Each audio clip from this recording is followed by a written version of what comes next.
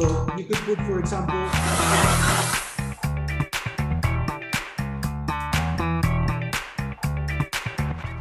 I'm going to show you how I peel it. I peel it like a potato. food is very personal. If you want to cook, you have to try all the things that you make.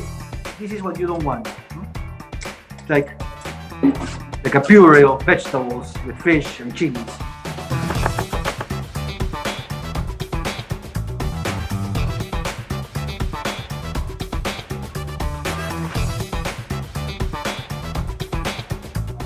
And that's my first beautiful empanada.